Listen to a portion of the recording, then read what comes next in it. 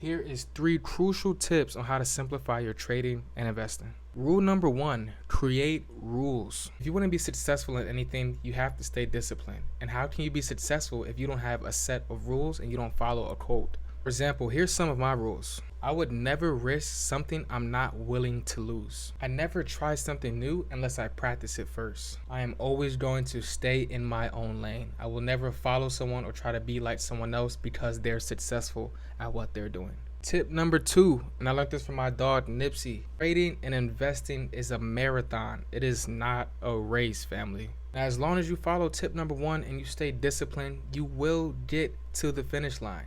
But if you start to go off course, then that's when it will take forever for you to be successful in this game. There's famous traders out there that took them over 20, maybe 50 years to become rich off of the markets. So it's not just you, fam. Take your time, dollar cost average, and build up that solid base in your account. Once you build up a solid foundation in your portfolio, you are now in a position where you can make more risk. Tip number 3, play the player and not the game. I will break this down for y'all because this is probably the most important one. When you're first starting off in investing and trading, there may be a lot of information that you come across and you may not know what to do and how to get started. A lot of people may say, look at the financials of the company. Make sure that you have the right moving averages in your chart because you may miss something.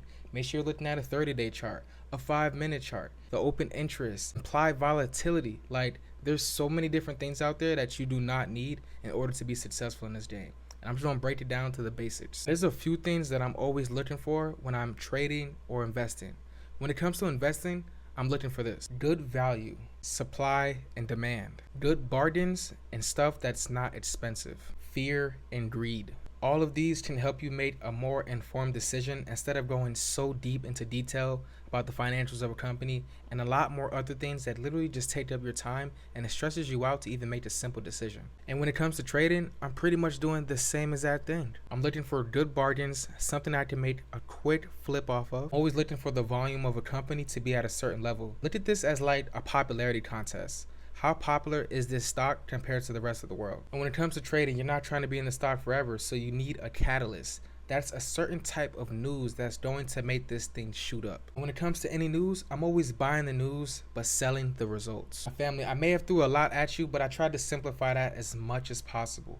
If you want to learn more, we talk about stuff like this all the time in our free Discord. Make sure y'all check out the link in our bio. But it's the Wolf. I'm out here, fam. Peace.